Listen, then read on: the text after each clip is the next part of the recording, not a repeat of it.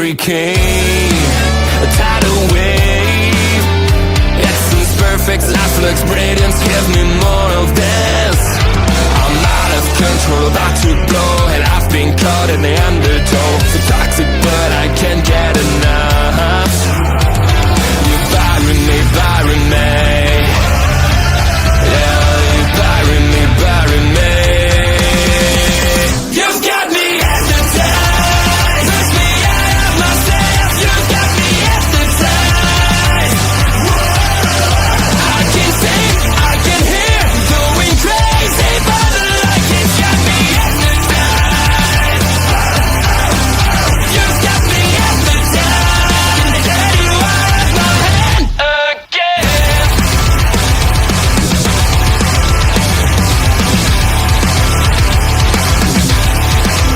Is it wrong?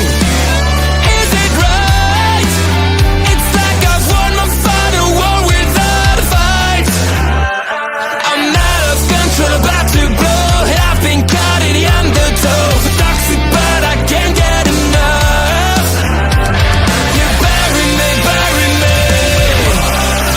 I know you bury me, bury me. You've got me hypnotized. Push me out of myself. You've got me hypnotized.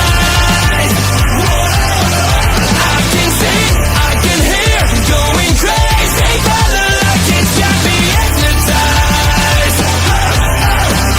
You've got me hypnotized.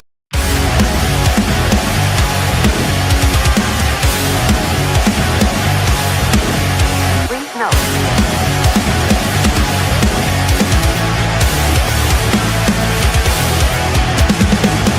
Never gonna stop, never gonna change, never gonna do the things you say. I run my own way to get there. Pulls a coin that I don't seem to care. In the air, no more crowd, just the opposite kind of few clouds. So tell me this time is coming, I'm sick of all your lies. Why don't you try to be wise? Know that I need you anyway. I never wanted to be alive, just to feel like I'm fading. And though my heart breaks, I'll beat it down. I've crossed the lines just to take you. Don't lead the way, don't even say that I try with a child playing the rain. I feel like I'm fading. I am in misery.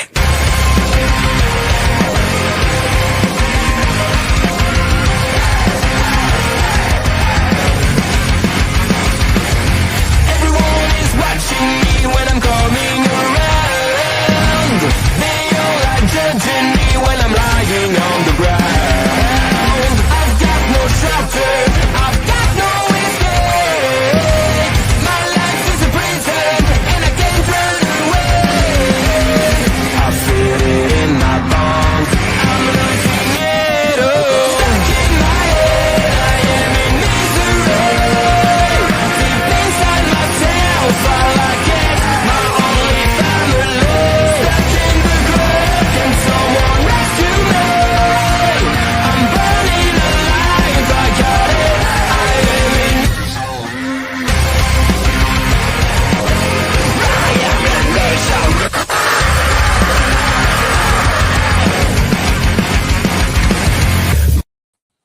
Hello, everyone, and welcome to another Tuesday night here on Taking Over. I am, of course, OLED Ed Fries, and we're joined by the ever-busy, the natural, the queen of our local establishment, the Nastral, Astrid Pizarro. Astrid, how you doing tonight? I'm a little cold for the Florida weather. How are you doing? I mean, you guys got snow. How does it feel to have snow? I mean, I can't say anything because it's northern Florida, but still, that's pretty cool. No pun intended. But at this time, you're more than what, 100 miles from real snow for the I know, first I wish time in your entire I life. wish I could drive and see it though, Why didn't you? because it's I too could far have done away. the show by myself. You could have gotten too far. snow. No, it's too far Not away. true. Yeah. You know a how little far bit I too have to go to see snow? Outside my fucking door. That's what my snow is. I got 4 Boo-hoo. inches of this shit right there outside the door. Disclaimer though, I am gonna wait until STG gets it because I owe him my ranking the 4 horsewomen. So whenever we see him in the chat, we're definitely gonna get that. Just so you guys know, we're gonna get interrupted soon with the discussion about that. Right. We do have the Ogre Lord both in the chat and other places saying, hello, my friends. Happy NXT Tuesday to you. Damn, that calendar's looking good. So many amazing shows, including 2 of my favorite new shows. Let's talk about the Mother Tucking Post Show. Love it. I've never watched RuPaul's Drag Race in my life. I love drag queens. I almost went to a drag show this weekend, but love the Mother Tucking Post Show. Jose and Auntie are doing fantastic work over there. And 2/3 of making an impact is great. I absolutely love Brett. Brett is a breath of fresh air that we've vastly needed on this network. Great. Ashton is delightful as always. And then Mark's there too. Mark is just Mark. There. But before we go any further, because we're gonna keep going from here, This is gonna break the show, so we're just gonna do this because. Yeah, I was gonna say the show's gonna get messed up today with this, but Bobby's here. Figured, I don't know why Bobby's here, but Bobby was here, so I figured I'd bring him on screen. I don't know if he wanted to be on screen or not. Yeah, he did because we gotta say something. Happy birthday, Ed! Your birthday. Yes, happy birthday. To who? Forget. You. To you. Ed, No. Ed, this way. No, That's no always way. fine. I heard it's your birthday coming up, so I thought I'd stop by. I don't know what you're talking about. Fake news. Oh. No, if I remember correctly, we're not that far apart in terms of birthdays. Pretty close. I mean, fairly close. You're getting forgetful in your older age. Oh, I'm only Damn, what? My birthday may or may not be coming up in the near future. It may or may not be on Saturday. I cannot confirm nor deny, but I can definitely confirm it is Saturday. Just because you don't age up here doesn't mean you're not almost as old as me yet. Oh, trust me, I'm aging everywhere, including up here. But you know how we are in OLA, we don't pass up opportunities like this. So before we keep going, I'll play it now before I forget, and we keep going with the flow of the show. So this is for you. Okay. Edward. Happy birthday, young man. Hope you're doing well. Yes, I did this last year and I'm doing it again. Just want to say thank you for bringing me in so early and being there for myself. Looking forward to seeing what you do in 2025. You are an excellent human being. Sort of. You're right. Let's put it that way. You're right. Yeah, happy birthday, my friend. Hope you have a lovely day. And remember, the final boss tutorial, the final tutorial boss acknowledges myself. I don't acknowledge you, Ed, because you don't worth acknowledging, but I love you, my man. Hope you have a lovely birthday, and I'll see you very soon, my friend. Oh, That was fun. Coming in, I greatly appreciate it. I'm going to make way for others and for you two to be able to do your show as usual. So hello to both of you and happy birthday Thank to you, you. Overlord. Thank you for having me on. Take care. Have a great show. Thank you, Ogre Lord. We greatly appreciate it. I did not want. Trust me, I didn't want to have to listen to Mark tonight either. But apparently, that's where we're going. Wow. Not quite 59, but we're getting close. We're getting close to 59. Happy 150th birthday, buddy. Oh shit, he's here too. Yeah. Only for a minute, only just to say happy birthday. And I get to do this again tomorrow too, which is the best part. And you do get to do this again tomorrow, which is fantastic.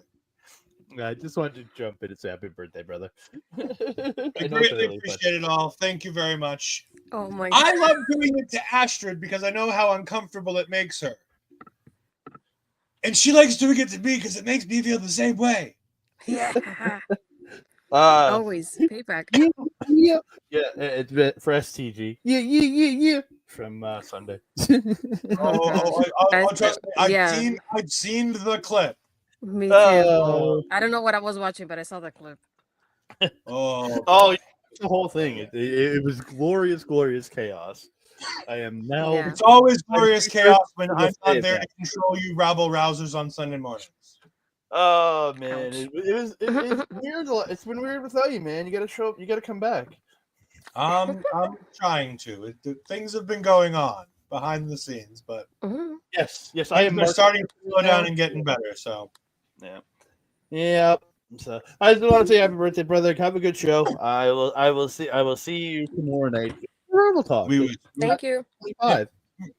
and we will talk about all things 2025 Marvel Talk tomorrow night. So if that's something you're interested in, please make sure that you stop by. It is going to be a fun. Andre has another show to record. I don't know what he's doing tonight, but I guarantee you he's recording something. Sleeping. I started my workout program now. Restarted my workout program, so I need sleep. Okay. I'll let you recover for now. And Ed, we can watch that Daredevil trailer. I still haven't watched it. I've been waiting. All right, we will watch that tomorrow live with the viewers. Later, everybody. Bye. All right, now we'll get rid of Andre. We will fix that. Back to normal. Kind of.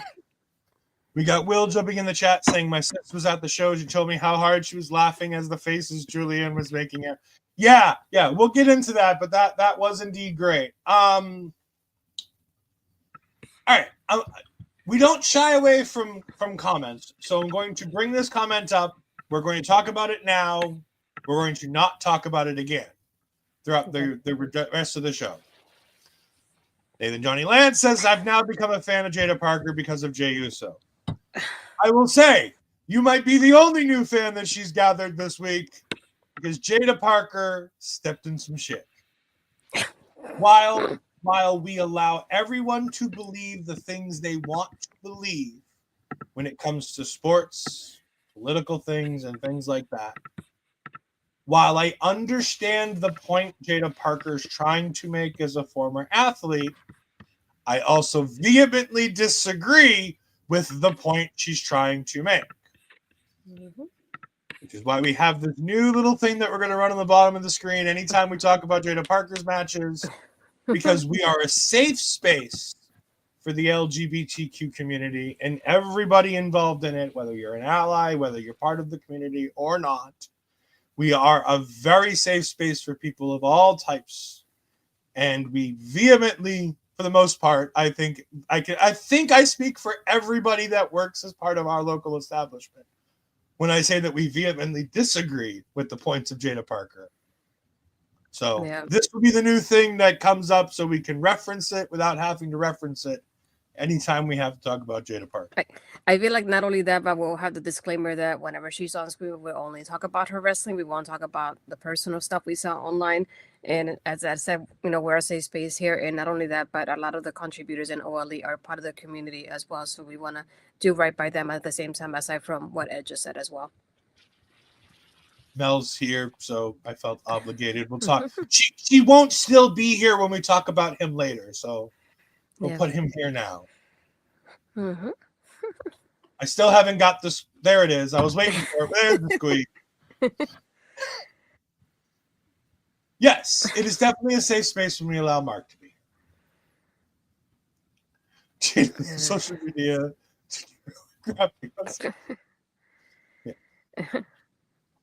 I will say my thoughts. Yeah, she did have new music, didn't she? I thought she did. Well, yeah, which didn't help her reactions at all because the people didn't know who it was.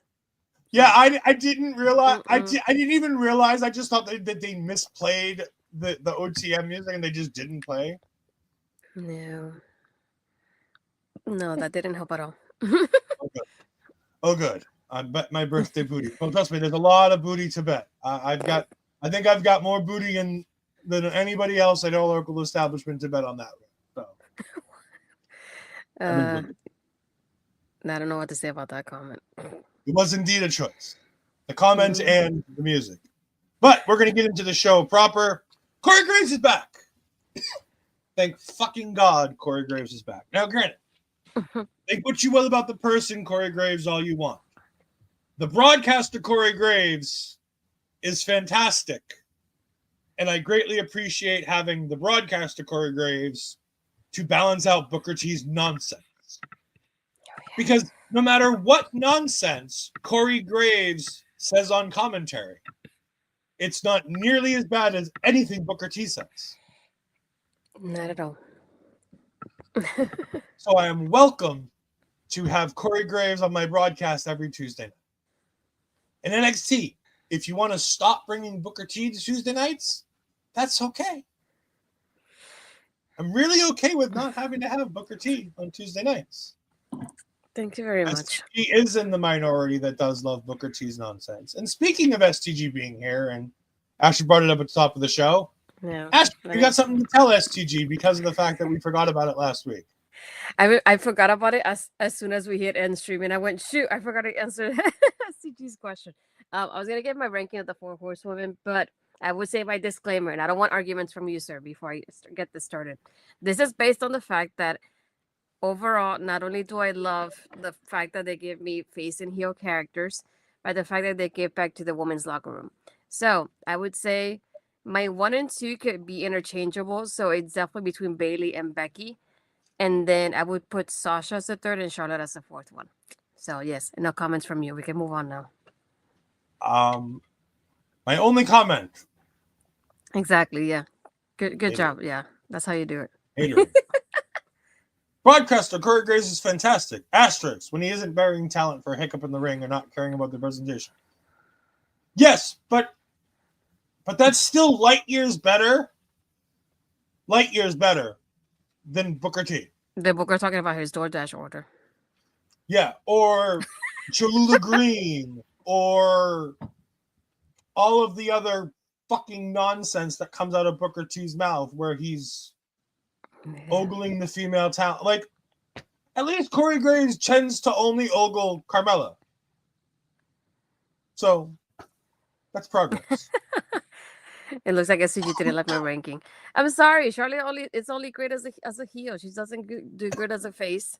And her promos are robotic at times, and I don't feel like she gives back to the women's locker room. So that played a part into it. I'm sorry. I mean, the bars and how Booker T's comment. Yes, aside from what he did for Trick's entrance, it really is pretty much a low bar to climb. And trust me, there are still announcers out there on other products that don't clear that low bar that Booker T sets.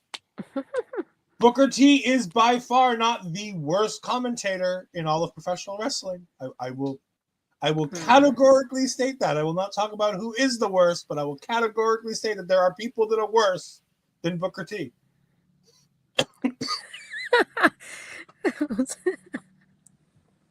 Oh, God. Oh, I wish. Oh, boy. Oh, boy. No, SCG. We do not.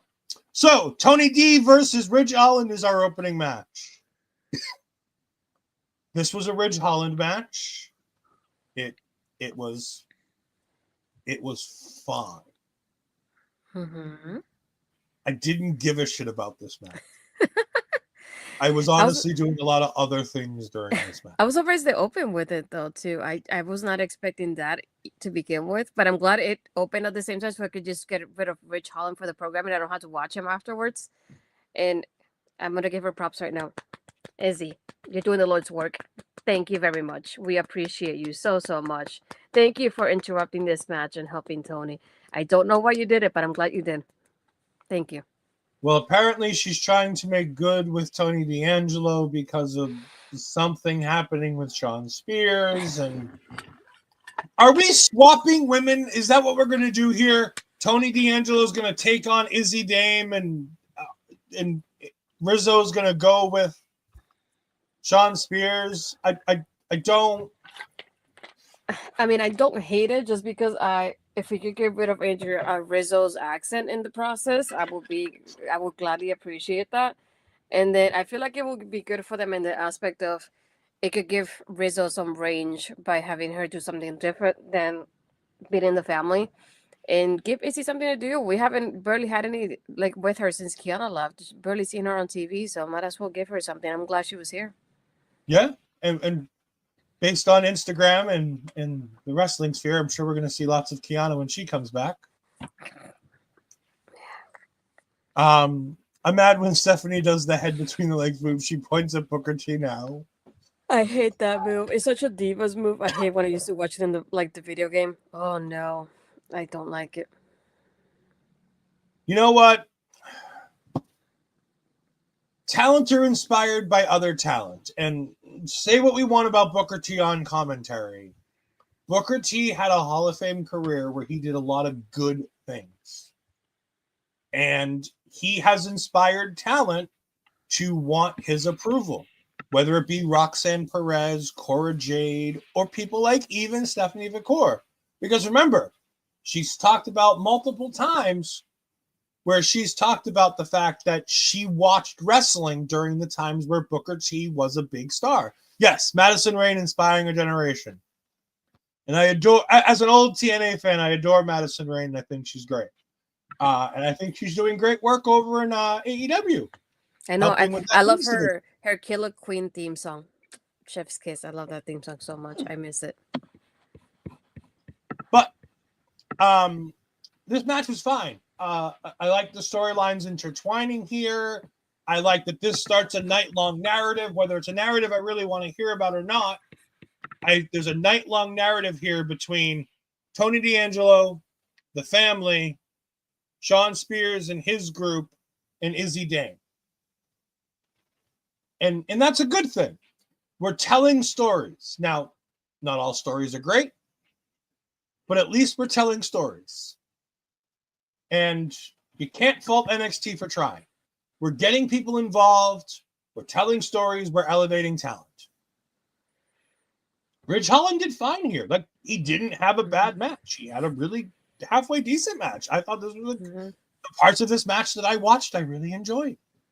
And I feel like it's not often that the women get involved like physically in the matches for the guys too. So when I saw her like literally kicking him, I went, "Wait, what? Is this real?" Like I couldn't believe it in that aspect of it too. Thinking like it really happens, and it just reminds me of like Baron doing the move to Becky, and it's just like that kind of thing that still has an impact to this day, to put it like that. Yeah, that end of days on Becky was one of the biggest things that happened in WWE that year. We move on to a backstage segment with Wesley and Tyson and Tigwe. Tyreek Igwe. TNT. TNT. My boy TNT. They're talking to Dion. They're having a discussion. Trick Williams comes in. Wesley finishes his discussion with Dion, and he goes, "Speaking of former champions turn trash," Trick was having none of it, walked over and slapped the ever-living shit out of Wesley, to the point where Wesley still had the handprint on his face when he came to the ring. That hurt. Come High hit us with that great Sonic Rings video not too long after this segment. Yeah. It was great. That slept to West. Those hit like a Bills trip to the AFC Championship. Yeah, where they get put down by the Kansas City Chiefs, where they belong. Teburu. Go Chiefs. I thing it was like an Avengers Assemble thing where it's like everybody's fan base is rooting against the Chiefs. I'm like, who's everybody? I'm rooting for the Chiefs. Down with Buffalo. Down with Buffalo. No, SCG, you gotta learn. You can't go against the Swifties. Teburu all the way. Chiefs.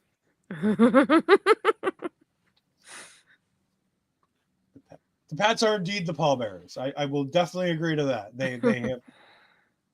We have, again, we'll talk about this on Sunday when I get back to it, but we have our new coach. Things will take a long time to get better, but we have a new coach. We're going to get things back on track. We'll be back to the AFC Championship game soon enough. Oh, and speaking of this part, though, Idris and Malik were in the background. We haven't seen them in a while. Yeah. I was surprised. Nice to see them. We saw that they re-upped the what do you call it? The trademark on Malik Blade. So it's good to see that they at least still have an idea for him going on in the future. Among other things, including they also trademarked Brooks Jensen again this week as well. And there was another new name for a new talent that we assume is coming in that they also trademarked. So we'll see how all that develops. But this is a fun segment setting up a match that we all kind of want to see. And we've seen a bit of it, and it'll be fun, and it'll be a good match for next week in Atlanta. Okay. We get to a great and terrible segment all in one. First, I'm going to deal with this. Tom Brady gets sick of Billy, and all of a sudden Buffalo's no. Buffalo was always the bad guy for New England Patriots fans. We didn't say it because we didn't have to. But yeah, we do have a new old offensive coordinator. We're gonna talk less about our offensive coordinator and more about the fact that we got a new head coach. Anyways, Bailey comes out. Yeah. Now, I want to bring up something specific because I saw this on Twitter and I entirely agree with it. And it's something that I do very often on this program. So I want to make sure that I acknowledge that this is something I'm going to try to work on in the future as far as 2024 comes. Let me pull up the tweet I want so I can read it word for word. Interesting. I remember the days where Bailey seemed nervous cutting promos, and now she does it with ease, like a pro. It should be a lesson to everyone to not be so hard on talent doing their jobs because sometimes things take time, reps and practice. Confidence needs to grow. For those that don't know where that tweet came from, the Wrestling Classic, Justin, a good friend of the show, who's been on one of our post shows before, it's for some reason that tweet spoke to me tonight.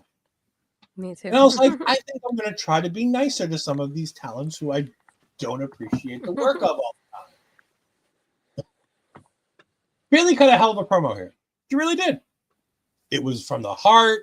It's really great. And again, Bailey's been cutting killer promos for a long time, especially having her back in front of this crowd that absolutely adores her. It's very easy for her to cut a great promo. She talks a lot about Roxanne, about how Roxanne followed her around the country this week to watch her lose and lose and lose. So she came back here. She talks about repping the rest of the locker room, talks about Kalani Jordan, talks about Julia, and then out comes Julia. And I'm like, ooh, this is a match I didn't know I wanted to see. Mm-hmm. And we get it back and forth between Julia and Bailey. And Julia's talking about how people like Bailey were people that she looked up to, and one of the reasons why she came to NXT. And she hopes to defend this title with the same love and appreciation for NXT that Bailey did.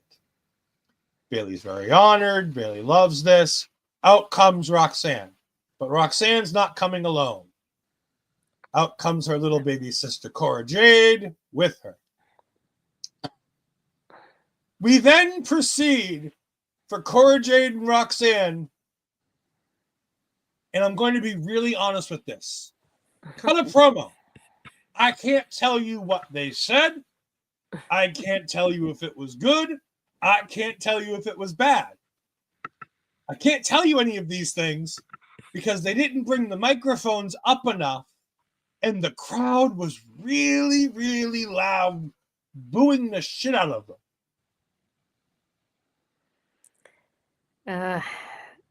I love the reaction though, because I feel like Roxanne has been working her butt off to get this kind of reaction, and we finally get it. That was amazing to watch. But I'll go back to the beginning though, because I did love somebody like Bailey dropping in here and giving us those names the way that Becky did at one point too. She mentioned Jada, Lola, and Kalani of all people, and then Julia herself. That obviously prompts Julia to come out. I did like the fact she goes, "Oh, Roxanne doesn't look up to you, but I look up to you," and I'm like. Is this the first interaction where he has the first woman? Because I'm just dying. This is the first one. I can't believe it. That just makes my heart so happy. And like you was like, once I heard the music, it's like, I didn't know I wanted this match, but now I want it. It's like, I mean, we're in trouble now. But I love the fact when she comes out and she says, as much I'm gonna give basically put this title and give it as much love and honor as you did when you were in NXT. And the reaction from Bailey, I was like, I love this kind of interactions too. And this is what I was saying about the the ranking, because you see people like Bailey, who even the girls on SmackDown were like basically saying that they were like very sad that she was leaving to go to Raw, and that's how you can tell somebody's impact, because you can tell that's something real of the fact that she brings the locker room together. So I really hope to see something like that happening on Raw, because she's there now. And you just love seeing the love of, like, how I always say with NXT, there's always like a group and it goes kind of like by season. And it's nice to see people like Bailey, who has been a few seasons away from Julia, giving and passing that torch to somebody like Julia now in NXT. And this moment was just, I loved it. I would have done without the interruption in this, to be honest, but at the same time, I get why they were doing it, because they were building up that match for next week. I know from what they mentioned, they were just saying that Cora and Roxanne, they have exceeded the era of the four horsewomen. Sorry, girls, I disagree with you on that end. And that basically they are role models that are basically the role models that built NXT from when people like Bailey leave NXT. It's mostly what I was able to hear. But again, I love the segment, the aspect that the girls got such a reaction. I was not expecting them to get to the point that, like you said, it was throwing them off. And you could see, like, they definitely didn't have a plan for this kind of reaction that they got. But again, once I saw the brawl and I was like, it's happening, but when are you going to give it to us? And when they announced it was for next week, I was like, oh my God, I can't believe it's happening. But I love it, though. I imagine Julia and Bailey as a team. I cannot begin to imagine that happening. Yeah, Jose comes popping in. Part of me was waiting for them to acknowledge Cora. Mhm. I think that we're going to get that next week, I guess. I would imagine. Probably. And again, I think that there may have been more to this if the crowd would have let them do stuff. But the crowd threw Roxanne so far off. Yeah. I was also thinking that this Thursday Impact is live, so they might have been a part of it. I don't think the week after it'll be live. So maybe that's why we don't get anything this week, or maybe something next week that hopefully Masha's free. I hope. Yeah. Was also right here. It's funny how Cora talks like she's close to Roxanne when it comes to skills. Yeah. Yep, she may show up on Impact this week. Masha coming out. I wouldn't be opposed to that. That makes a lot more sense with the scheduling. They're all in very close proximity because they're in Texas this week doing tapings for next week, for this week and next week's shows. Well, they have the live Impact this Thursday, and probably a taping after the day after for the next week. Mm-hmm. And then Tuesday they'd be able to get Masha easily to Atlanta from either Nashville, if they're still basing their talent out of Nashville, in the States. There's a lot of good things here. Like I said, the brawl breaks out here. This is a fantastic promo. And even not being able to hear much of the Cora Roxanne promo, it doesn't matter because you're getting the crowd reaction. And like Jose says, is this that go away heat on Cora, or is it heel heat on both Roxanne and Cora? Because the fans were getting something that they kind of wanted to see that they didn't know they wanted, like we did with between Julia and Bailey. Like, there's a lot of intertwining things here where it's heat, and it was positive heat in the fact that they were just booing them and telling them to shut the hell up. Yeah, I'll take that as positive heat for right now. We're gonna leave it be at that. We then go backstage where Jada Parker's watching this segment. Kalani Jordan gets in her face. They start going back and forth. Carmen tells them to stop because love is in the air. Jada makes a bunch of comments about... I'm sorry. After pie-facing Kalani Jordan out of the picture and getting walked off by two random blondes in the background, Jada makes comments about Ashanti and how she's not Carmen's woman. He's Nikita's man. And this and that. They start brawling, so we find out that we're going to get a match between them. Kalani's pissed off, so we know she's going to be a part of all of this. Meanwhile, they come right back to the ring where the four of them are brawling again. They brawl in the back where we go to our non-stop picture-in-picture commercial break where they finally get separated. Ava's at it, going at it with Cora and Roxanne. Julia and Bailey come back trying to get a hold of them, and they keep them all separated long enough for Dion Lennox to start parting the Red Sea and dance his way through this to make his jobber introduction to go ahead and get ready for his match with Wes Lee. We'll make this real quick. This was a squash match for Wes Lee to be able to go ahead and squash Dion Lennox. Lennox got nothing in this match. Yeah, that's his origin, like villain origin story right there. Oh no, his villain origin story comes in about 3 minutes from this. I know, but it's the start of it. Yeah. So Wesley finishes the match. He calls out Trick Williams for next week in Atlanta. Trick comes out. He absolutely bitch slaps. I believe it was Tyson that he slapped down to the ground. I can't remember if it was which member of TNT it was, but he knocked him down to the ground with one good slap. Walks into the ring. They start to brawl a little bit. Wesley gets kicked to the outside with a clothesline. Trick says, "You want me next weekend in Atlanta? You got me." He also makes it known that he's coming for Oba Femi again to get his title back.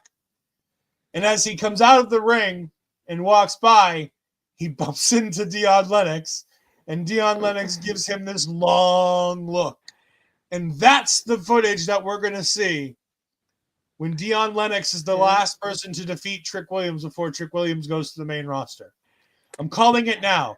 Lennox is going to be the one who's going to turn heel, and when Trick gets called up, it's going to be at the feet of Dion Lennox. That would be interesting though, especially for him because we've seen him be just the same thing all over again. So just like to see him be a heel, I think that would be super interesting and something new for him to experiment with. So I'm curious how he'll be as a heel. I love the continuity of this whole thing because we go from, like you said, from going to the brawl here with Julia, Bailey, Cora, and Roxanne to the part backstage. And just the only part that I like was the part that Jada is like, "Oh, Bailey mentioned my name." I was like, "Yeah, we'll be that too if she mentioned my name." And the continuity that we get from the brawl to going back to like the brawl that we had at the beginning with the four ladies to Dion going out for his match. It's like I just love how they did that so smoothly there, and they didn't have to stop what was happening. They just used one part to get to the other one there. Again, it's like seeing Wes's face that he still has that, Trick's hand on his cheek, like that hurt. But yeah, I'm glad that this is more than anything. I'm thinking this is also the introduction to Dion, really, because it just feels like we'd had him every now and then, but he's never been like somebody like prominent on a weekly basis, and it feels like they're using him more and more. So I'm glad this is finally happening. He has some direction to go off with, and hopefully we see him more often because I definitely want to see his development here moving forward. Can we also talk for a brief second about Wesley's terrible dye job on his hair? No, I didn't even look. Oh, it's an awful shade of something. I don't even know what color to call it. But it is a shade of something, and I'm just like, what is this? Ew. Moving on. We can move on. We get a great Lexis King promo package here where it talks about Lexis King and his path to becoming the Heritage Cup champion. It interlaces with the loose cannon Brian Pillman. I believe this is another. The Wrestling Classic had a great footage, a package on their Twitter where they put there was a match between William Regal and Brian Pillman from the old WCW days, and we get Lexis King versus Dempsey round 4. Fight. Heritage Cup match. I did like the video package here for Lexis, though. I like seeing I would say he's like a journey so far. Going from I like how he went back to the breakout tournament when we first fully met him to where he is now. And I don't want to say the victims, but the people that have gone through this transformation with him, like Javon and Aura Menza. So I like seeing that. And obviously him saying "Oh, I want people to stop looking at him looking at me like a loose cannon." I was like, I see you. And the recap of the Heritage Cup, everything with William Regal, I like that whole summary of it before we got to the match itself here. But I am enjoying what they're doing here, but at the same time, I know they're going for Lexis is conflicted. He has his brass knuckles. He doesn't know if he wants to use them or not, but he doesn't want to cheat, but he wants to win the match. But now we have Charlie losing this. So where do we really go from here moving forward? Is he going to start doing this with somebody else at this point? Because I don't think we should get Charlie to get another title shot after he lost this one here.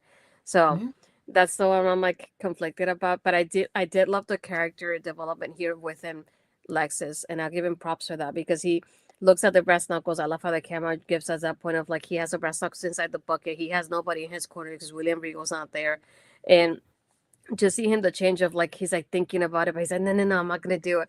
And he's like, I'm thinking about doing this. No, I'm not gonna do it. And then having it throughout the match, they had a good back and forth, and I was enjoying the match too. And I love how even like at one point he does a dive and he just takes everybody out. I was like, you're doing really well for yourself when you're by yourself here. And he has three people in his corner. And then when the referee is basically to Lex's back, the way he's able to low blow Charlie the way he did, I was like, there's still a little seed on that loose cannon in there. We see you. We see it there. So I like seeing that character development within this whole match and that storytelling just with himself here without even involving Charlie. And I feel like they did very well together here. It's like I like the back and forth they have with each other, but at this point, I imagine we're probably going to move on from Charlie and just see what happens next with him. I'm just interested in that. Lots of really good chemistry between him and Charlie Dempsey. All of these matches have all been really good matches. These two have something. It's nothing special, but it's been a great showcase for Lexus, and he's been this great. Charlie's been a great set piece for Lexis King in this turn. No matter how many times I said WWE, you're never going to be able to make me like Lexis King. They've made me like Lexis King somehow. I don't know how they did it. They've put something in my haterade. I don't know what they did, but they found my haterade. And they put Lexus fan junk in my haterade. But no, I like this match. Lexus gets the win in round 2. Dempsey gets a great win in round 3. They go to round 4. I love how the point that made him say, I don't give a damn whether I cheat or whether I don't cheat, is Myles Borne trying to get involved. And he knocks out Myles Borne. And it's not more than 10 or 20 seconds after that. That's when he decides to go low and hit and use the cheat tactic to win. And I'm like, that's an important piece to this. Yes, my new homeboy. It's fine. But I think that's an important new piece here is that he didn't cheat to win because he wanted to. He cheated to win because of the fact that he had the opportunity to do so because he was pushed that way by Myles Borne. Because he constantly chose not to cheat throughout the match. He had opportunities, he had moments, and they do a great job teasing it. I don't want all of the matches to be this overt with the teasing, too. I want there to be much smaller and more minute details going forward. I don't want it to be every week, look at the brass knuckles, think about using them, put them back down. Like, I don't want the whole 9 yards like we got this week. But I thought this week it was a really good way to do it. And I want them to be a little more subtle and a little less overt going forward with it, but still having him cheat to win. I don't think that it's necessarily a bad idea, and they're telling an interesting story here. I think it should be with a member of the Candy Crew, but maybe it's Tavion Heights. Mm-hmm. It could be somebody completely out of the blue. It could be somebody completely different. It'd be fine if it is. But I think eventually I want him to loop back to Tavion Heights at some point because I think Tavion Heights should be the next Heritage Cup champion after this. And I think you then put Charlie as a tag team wrestler with Myles Borne. And I think you let Tavion be the single star. I think that could be an interesting way to do this. But I like the chemistry here. This was great. We're now going to backtrack just a little bit because I wanted to do the promo and the match together. But in between of that, we did have Stephanie Vaquer's promo. Fire. All I got to say, fire promo. This was great. She sounded so great, though. I loved how that not only the fact that she sounded great in English, but the fact that she was able to do both and still sounded great. And it was something that I feel like everybody could understand either way without knowing Spanish. And I love how she did it. I love the fact that she's able to talk about fatal influence and talk about shots to get in the title shot. She's like, I'm getting it next. And the way she spoke and that charisma that she gave just in that interview, chef's kiss, really well done. She looked like like Will says, she looked like an absolute killer. She hit every point she needed to. there's a special emphasis somehow on the way she speaks and the accent she has. It just melts me a little bit, but I'm just listening and I'm drawn in. And she did great. And there are big things coming for her. And I very well could be wrong that she's going to. We've talked for a while with the ideas of her and Julia coming, and we had a long discussion where I would completely tell people that they were insane to think that we could have both Julia and Stephanie as the two singles women's champions in NXT, and how that would have a negative effect on the NXT women's locker room as a whole, having those two linchpins at the top of both of the women's divisions. If Stephanie can continue to deliver promos like this, I might be wrong with that. Not necessarily because of the fact that I think it's going to be good for her to be the champion. I still disagree. I still think it would be more important for her to work with women in the main event picture and work with people who might be below the main event picture while she's attempting to go after Julia, and leave that Women's North American Championship for more younger talent who need that confidence booster that North American Championship can give. I still agree to that statement, but the more and more she cuts promos like this, the more and more I think she can still build the talent pool without necessarily letting them have the championship like we had with Kalani Jordan. I just think Kalani is a proven point that I think when this title is done right, and unfortunately it's not being done right with Fallon Henley, that it gives a necessary confidence boost that these women can use.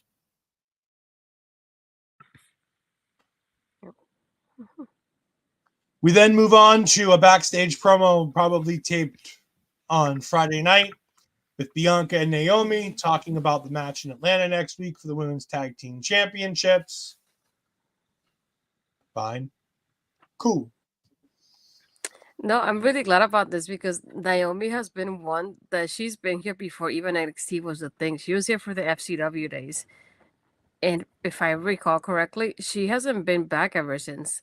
So this is the first time in I don't know how many years at this point, because it's pre-NXT, that she's coming down to be a part of the show, and that's pretty cool. Like that's something I was hoping it would happen at some point, so I'm glad it's happening. I figured I'd probably talk about it now since it has to do a little bit with this. I did like having Lash and Jakara in the locker room talking about the title shot, and the girls telling them, like, encouraging them and saying, we want you to bring those titles here because this is the division that needs those titles. And then I like the fact that even as heels, they're saying, oh, we're going to bring them here because you guys are the ones going to get the title shot when we win them. And then I like having Gigi and Tatum. It's like, oh, did you hear that? Like, we're going to get a title shot. And then we have Sola and Zarya, like, we want a title shot. So I like that. I like that interaction that even as heels, that you can see that this is something the girls want as a collective thing, because they know it'll be better opportunities for them by having Lash and Jakara have with those titles than having Bianca and Naomi do them. And like we always said, is that we do think it was a mistake to unite these championships together when the NXT Women's Division could have done something like this, or have the tag team champions like jump in between brands, and they've barely been in NXT as it is. So I'm very glad to see this, and I like the way that everything came up in the locker room, that it wasn't like a brawl kind of thing that we had earlier. It was something a little bit different from before. Bonding experience. Yeah. The only thing I will add to that is don't forget, on the outside looking in of this conversation was Terrible Toxic with JC Jane and Jasmine Nix. Yeah. Carmen Petrovic made her way to the ring with Ashanti the Adonis. I didn't puke, so that was nice. Thought about it. Felt like it, but didn't. We then get Hank Tank when we come back from commercial break. We get Hank Tank talking to Andre Chase, trying to cheer him up. He talks to them a little bit and walks away. We see a crowd of people watching old Andre Chase You segments. Chase You. And Andre's like, Chase You is dead. And Cal, being everybody here, goes, but it doesn't have to be. And I think Javier was there, wasn't he? I think he was on the couch sitting down too. I think he's one of the people I on saw the you, couch. Javi. I saw you. We want Javi. We got Javi. Pre-show dark match. Javier Bernal is working his way back from injury. Hopefully going to be on TV soon, but he's working his way back. He's at least wrestling in front of a live crowd again. So we want Javi. We're back. Glad he's back. But Cal Dixon being all of us, being like, the thing wasn't that Chase U had to die. The thing was that we couldn't have Thea, Riley, or Duke. By the way, NXT, when you said that they didn't have to work together, you didn't have to kill all three of them. Apparently, rest in peace, Thea Hale, Duke Hudson, and Riley Osborne. We ain't seen none of y'all in about a month and a half. Yeah, it feels weird. I mean, Thea Hale being gone is fine. I'm okay with that. But I miss Duke and Riley. I miss everybody. Riley's obviously traveling around the world, most likely with Blair right now. Duke is doing Duke things. I don't know, playing poker probably. Yeah, sure. Don't get into much the trouble. remember the good old days with us ragging on him for dealing poker and Cameron Grimes and all that shit? Dang. We then get Kalani Jordan. We get Kalani Jordan. We get Carmen Petrovic versus Jada Parker. This allows us to put up our new banner. This is a good match. As much problem as she has started this week, Jada Parker's still really good in that wrestling ring. For as much as we disagree with her on a lot of other things, she was really good in the wrestling match. She killed it. Did. I know to me at points she looked kind of gassed out. I don't know if it was me, but I feel like she was totally gassed. Yeah, it's something that I don't know if it's that I hadn't noticed it before or if it's something that just happened because she was facing Carmen. It was a little bit different with her, but I saw her like gassed out at points and like having to like take breaks in between compared to Carmen. I was like, I didn't notice that before. I thought that was very interesting. I did like the beginning of it that they're towards the corner there. And the way that Carmen's able to give her back just to create that distance, that looked like the timing of that was pretty well done. And I like the fact when she tries it the second time, Jada already knows what she's going for and just takes her on her shoulders and does the electric chair. And I feel like that looked pretty awesome to begin with. And yeah, it's like, as you know, as you said earlier, we have Kalani here with a distraction coming in. And obviously, Jada's not happy about it, but that gives Carmen the win and she gets to jump into her man's arms with a win. I wish I didn't have to say the last sentence, but sure.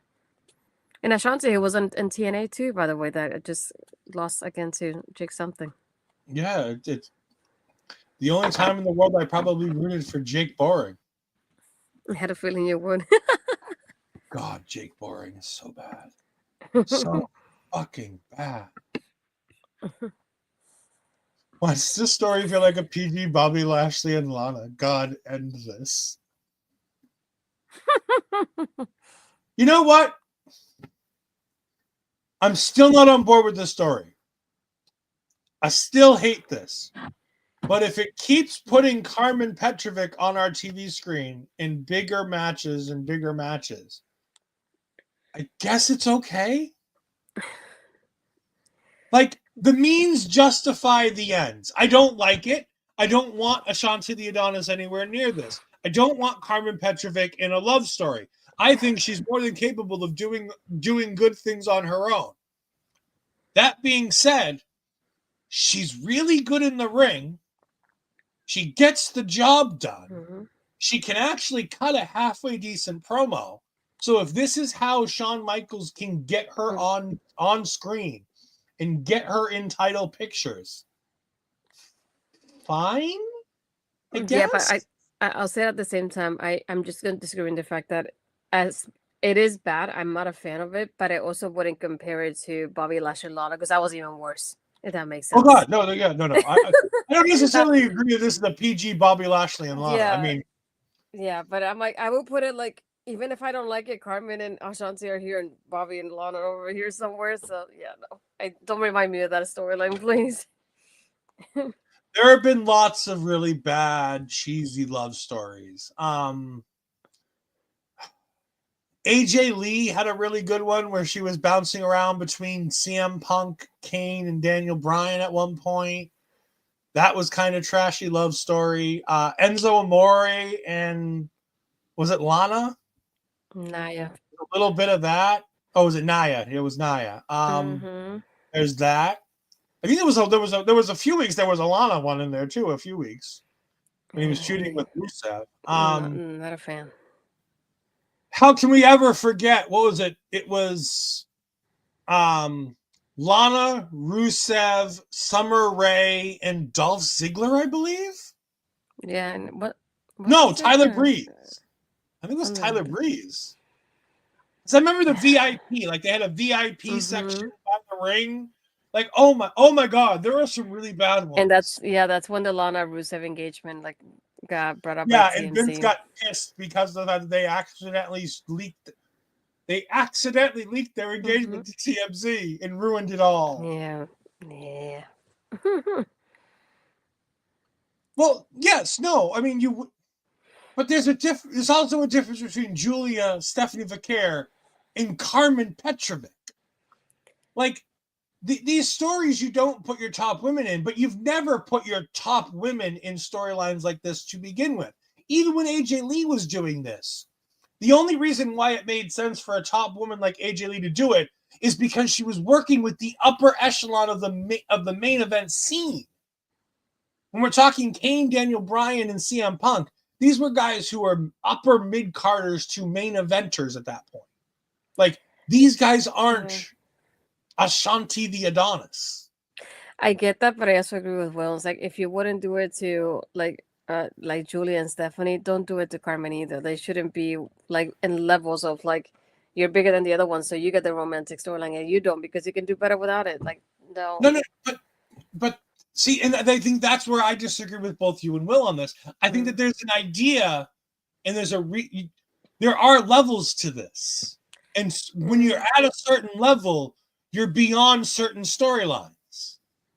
I know, but that's what I'm saying. We shouldn't have those kind of levels at the same time because it's just like I feel like if we weren't on that, we wouldn't have those levels. We wouldn't have Carmen and Ashanti right now together. We have Carmen by herself the way we want her to be, for example. No, I still think No, I don't want it. Take it off my TV. I don't want it either, but it's what we've got.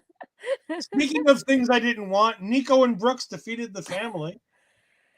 But I will say though, okay, the best way I can say it, Nico really showed out in this match, and I think this isn't the first match that he has because I don't recall seeing him before. This was his debut in a showcase match for. Okay, that's what I was thinking. I was like, I was trying to recall what he was like because I don't remember ever talking about him wrestling before, and he really showed up with this match. Like, holy crap, the way that he did like shoulder tackle to Luca by the steel steps.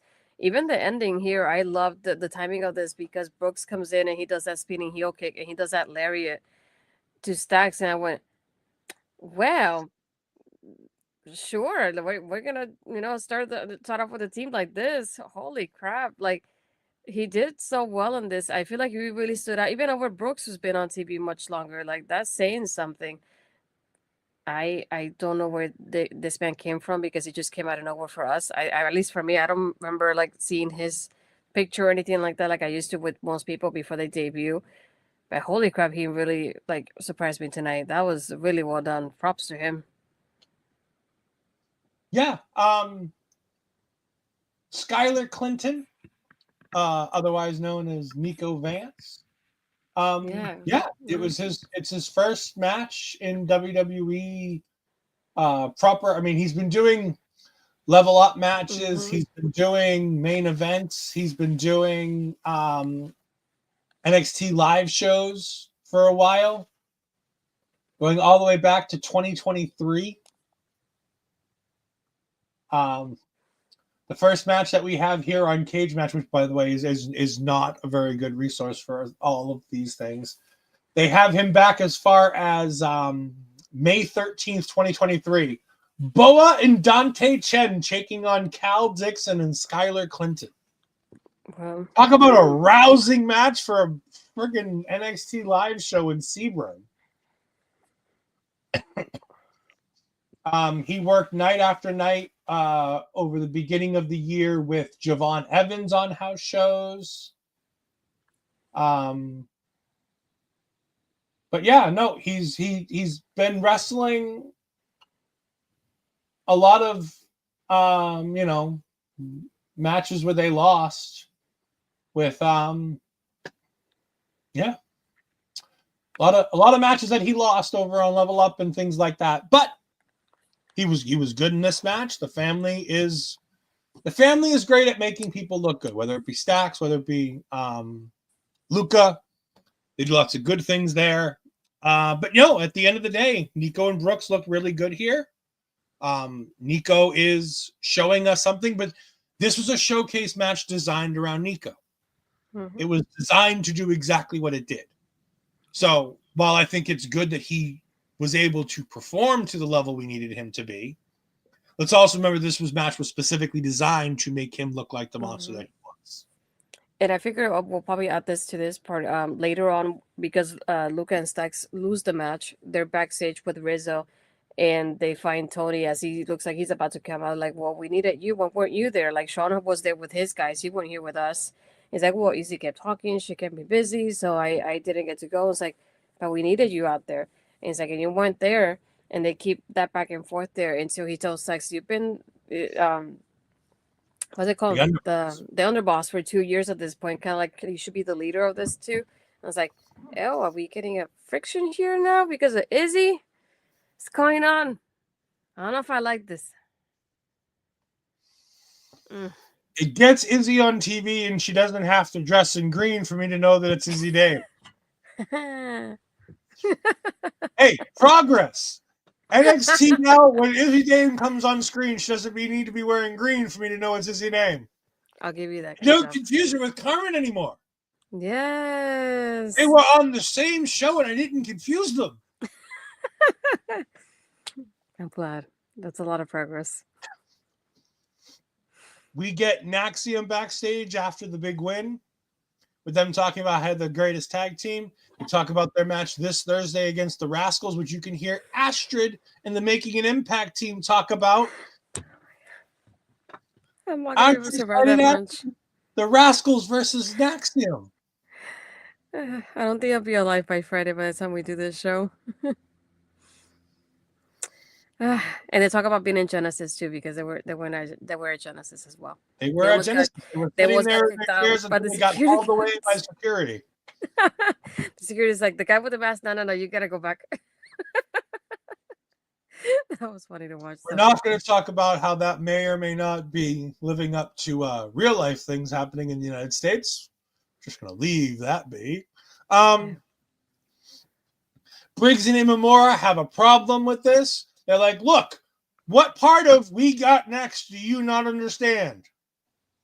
And they were like, look, we get the idea you want a tag team title match, but who have you beat to earn it? And I'm like, you know what? The idiots who can't be a tag team are right. Like, they're right. They haven't beaten anybody. But then OTM comes in and they start brawling, and I'm like, oh, look, we're going to get a big win next week from them against OTM. They're going to beat OTM to earn that shot. And at Vengeance Day, it's probably going to be Imamura and Briggs taking on Fraxium. And again, I'm going to go out there and say, at Vengeance Day, Briggs and Imamura are going to end Naxium. Because I'm going to keep saying it, and one of these days I'm going to be right. If it doesn't work one day, it works another. I'm going to keep saying it till I'm right. So then I can sit here and tell you that I was right, that they were breaking up. Yes. No, and SCG, they fucking dropped titles already. No. Remember, I read out Jose's tweet last week, word for word, about how they need to drop these goddamn titles. Speaking of things that are getting set up for next week, Javon Evans is backstage with his mouth shut.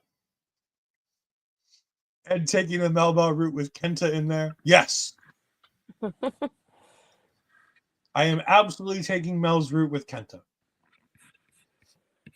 Javon Evans is backstage and he wants a match with Ethan Page, and Ava's like, look, Last week you almost re-broke your jaw.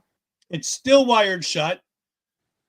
You're not even remotely close to being cleared. I'm not putting you in the ring. But this guy is cleared, and he's going to be in the ring. Uncle Seti is back. And Uncle Seti said he's going to take out Ethan Page. So Uncle Seti's going to lose to Ethan Page next week in Atlanta. Mm-hmm. I like the video package, though, from Ethan, though. Yeah, that was pretty cool. I love this is what I was mentioning last week when it happened too, because I like the line though. He says, "You wanted to stand on more high ground, and now you can't stand at all." And I went, "You killed me, man." And then it's the part that I was saying with the facial expression. He says, like, "I love now the sound of the human bones breaking. I could hear them as you were screaming." I was like, "This is what I was saying last week. Thank you." And like the way he was like. And I like how they basically showed up all the people he's done it to, you know, Dante and then Cedric and Javon. But the fact that he's like, they're showing him looking at Dante as Dante's screaming. He's like, "I love the sound of the bones breaking," and basically hearing you cry out. And I was like, yes, the character here. Yes. Love to see it. And he vows that next time he gets a hold of Javon, it's not just going to be one punch. He's not going to stop. Ouch. After Cedric leaves with Javon Evans, we get Grayson Waller and Austin Theory. They're back. They're not dead. I forgot they haven't been on TV. So we last saw them on WWE television on NXT before it was the CW second show. And then Waller went back to Australia for a special show. And they haven't been on WWE television since. I forgot about them. I would have forgotten about them if there's not a guy in the Tom Collahue chats on the spoiler warning that constantly comes up with ideas for the thing that they need to do. Because he thinks that Triple H hates them and has buried them on purpose because of some grudge that he has against Grayson Waller. But we found out that there's going to be a Grayson Waller effect next week with Oba Femi. I put in my notes before the match happens with Oba Femi. Because I'm like, whoever the champion is, I'm like, Oba Femi. Mm-hmm. Say Sure. Oba Femi. It's going to be Oba Femi. You don't have to say whoever the champ is. No. We then get a rundown of the card next week. Cora and Roxanne taking on Julia and Bailey. Trick versus Wes Lee. Most likely a number one contenders match, I would imagine. It's not going to be named a number one contenders match, but okay. I feel like that's going to be. I like was thinking you were naming another match, but yeah, I get Wes and Trick. No, I think like the Wes Lee versus Trick Williams is essentially a number one contenders match. I can see that. We get the women's tag team titles on the line as Bianca and Naomi take on the Meta Girls. Fallon Henley versus Shotzi for the NXT Women's North American Championship. And we're going to have a Grayson Waller effect with Oba Femi. Yeah. And apparently we're going to be setting up Grayson Waller versus Oba Femi for a world title match in NXT. Sure, fine. I'll watch Grayson Waller get beat up by Oba Femi. That's fine with me. That's true. Like I want to say is this going to be a match for Vengeance Day? But you feel like Trick is the match at Vengeance Day. Mm-hmm. So I don't know when the match would happen. Well, unless it happens either that same night or the week after, because they still have a little bit of time before Vengeance Day. Hollywood Ashton in heaven with the women's tag. I mean, it's a fine women's tag. I wouldn't say I'm in heaven with it, but I have 3/4 of my favorites in this match. Oh, I saw that and thought women's tag title match, and I'm like Bianca and Naomi versus the Meta Girls, and I'm like, it's fine. No, the other one. Oh, the other one's gonna be a banger. Exactly. Honestly, I love Naomi and Bianca. Don't get me wrong, but the other one's like 3 out of my 4 favorites. Like SG, this is easy. It's called Stand and Deliver. It's the same weekend. I was about to say SND. It's literally the same weekend. Stand and Deliver. Yeah. And by the way, we are already putting things in place for our WrestleMania weekend. We've already got somebody in place for our preview show for the Sunday show. We're not letting Bobby Munson do post-show coverage on Sunday because it's 420. Yeah. Yeah. We're certain that is going to be an Ed-led panel because Ed is the only person who we can trust isn't going to be high as a fucking kite on 420. That's true. It's you and I that's the only two people. Yes. Well, no, you can't do it. It's a Sunday post show. You can't do Sunday post show. I know. Yeah. It'll be me and some guests that aren't Bobby Munson and other people. Yes, we understand We're not it's judging. legal, but we're still not supposed to be doing it on the air. We're not supposed to be high and or drunk on the air, and we're sure as hell not letting Bobby touch buttons while being both high and or drunk. Yes, you do get to spend your Easter weekend with Oba. Mike, we already have people doing that before. We're not gonna repeat history here. So Yeah. We cleaned house of people who would do things like that on the air. Whoops. Anyways, main event. She's still here, so we're going to put it up. Eddy Thorpe took on Oba Femi for the NXT Championship. I liked watching Oba Femi beat up Eddy Thorpe. I'll be honest with you. I really did. that's true. It was a lot of fun. I'll give you that. I did find myself the entire match, though, thinking about what you said last week. We've bitched and whined for 8 months for Eddy Thorpe to have a fucking storyline and a reason to be on our TV screens. And now he's on our TV screens, and all I can think is get this man off my fucking TV screen as quickly as possible. I was not thinking you were gonna say that. You definitely got me there. Oh my god. I couldn't stop thinking about it the entire main event. I told you. They're like, we want this man to be on our TVs on a weekly basis. We want him to get direction. Gets it. We're like, no, never mind. Take him off. No, wrong direction, Sean. Wrong direction. Not the main event direction. Mid-card direction, Sean. We need him in the mid-card direction. Not the main event. Mid-card. Maybe a tag team title run. Mid-card tag. Maybe Heritage Cup. Like, we're talking like bottom level of like direction, Sean. Not main event direction. Oh my god. I told you. I said it last week. You're like, no. There you go.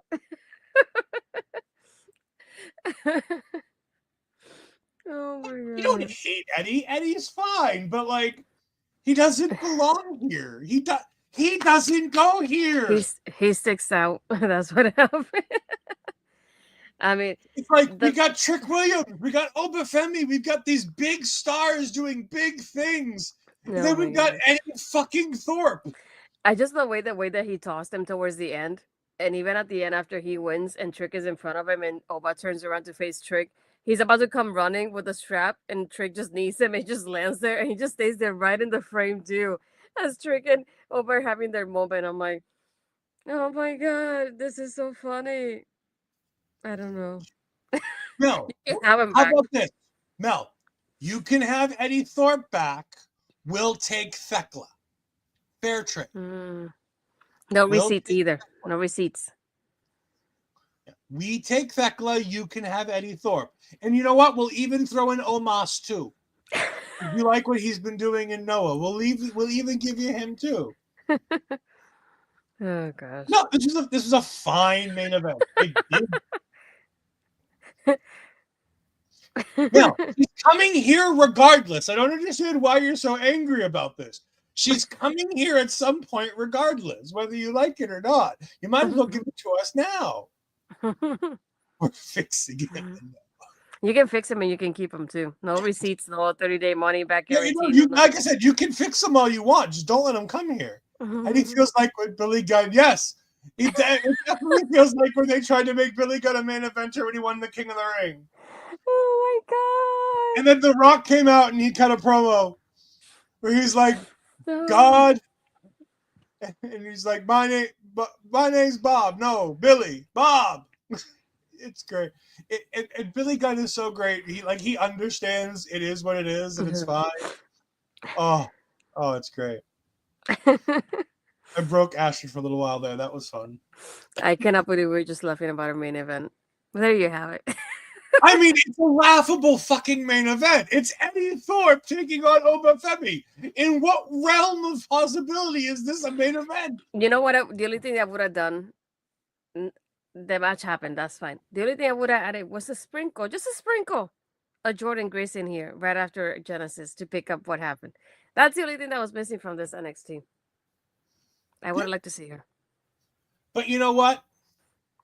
Jordan Grace deserves some time off after having to put over a racist. So it's fine.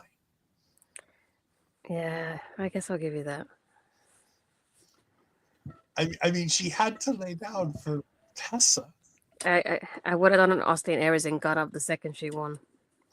No, because Jordan Grace is a professional. I know. I'm just saying I would have. I didn't say she had to. I'm saying I would have done that. Just gone up and make her look like an idiot and embarrass her afterwards. No, because she respects the business and she respects TNA. Even if TNA is and she making hugs silly- everybody else but her. I love to see it. Oh, that was great. I love that. She's standing right there waiting for the hug, and she's just like, "Fuck It's like, you, everybody lady. come I'm over not hugging here. you." Not you. Everybody else. No.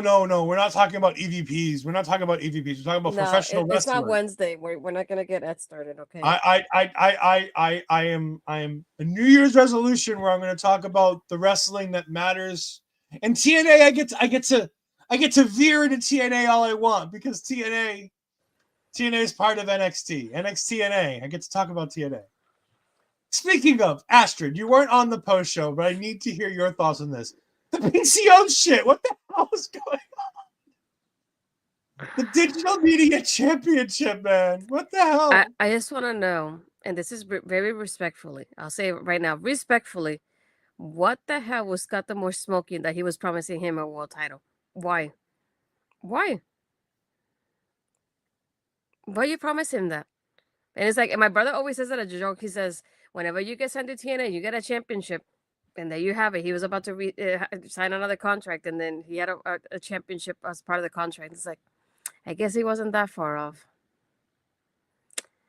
Yeah, no, not a fan.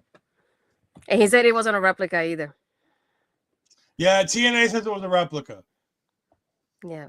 I'm just gonna say, I don't think it was a replica because it didn't break, and replicas are pretty fragile. It was a really good replica. If it was a replica, it was a really good one. If not, rest in peace to the Digital Media Championship. It was nice when I held you for once. No, we don't. We don't care about PCO, but PCO went absolutely nutballs and tried to destroy the TNA. And he turned down AEW like at least twice. Sure.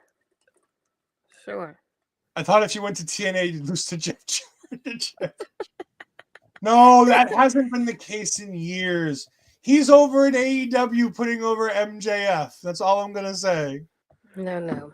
And to finish off XTG is because Sunday night I do have a shoot job I have to wake up early for. So if it ends kind of late, like past 11 o'clock, I can't do a show when we take a little bit too long and I have to go to bed. So yeah.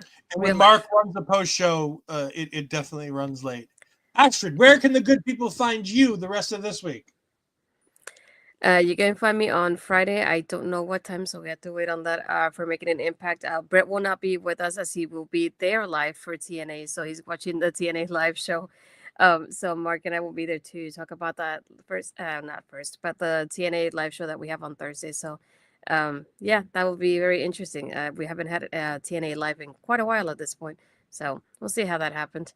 Other than that, you can find me again on Monday doing WCW Women's Classic Wrestling with Melbourne Auntie Collins Squared. Talk about the Mae Young Classic. We're going to the semifinals, if I'm not mistaken, at this point. And again on Tuesday here with you, taking over as we talk about all about NXT TNA because that's what we got going on now. And of course, you can find me on Twitter and Blue Skies at EdFries12584 when I remember to check my Blue Sky, because I don't remember to check that very often. You can go ahead and find me tomorrow night with my good friend Andre C. as we talk all things Marvel. We're going to do a Daredevil trailer reaction. We are going to go ahead and talk about the year in Marvel talk and what we're expecting to cover.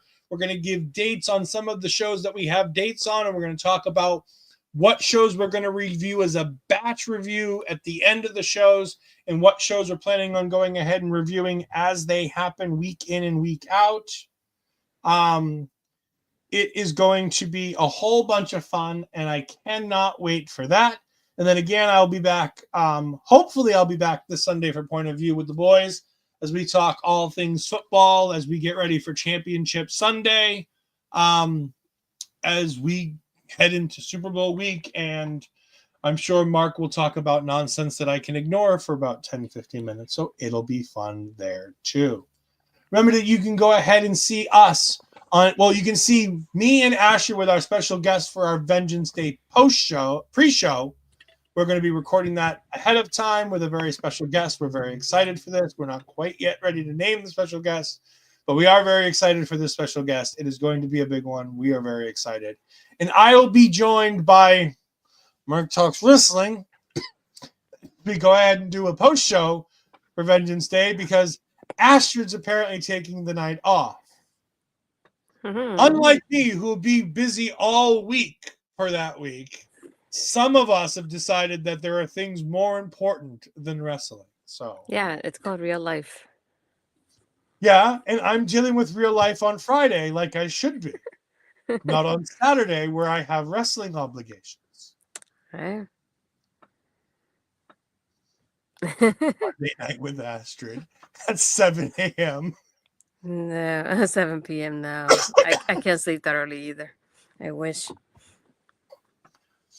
She was up until the beginning of the post show. She just didn't do the whole post show. That's all. Yeah, pretty much. But thank you for joining us this week on Taking Over. We greatly appreciate it. Yeah, and we will see you next week. Have a great night. Goodbye. I am in misery.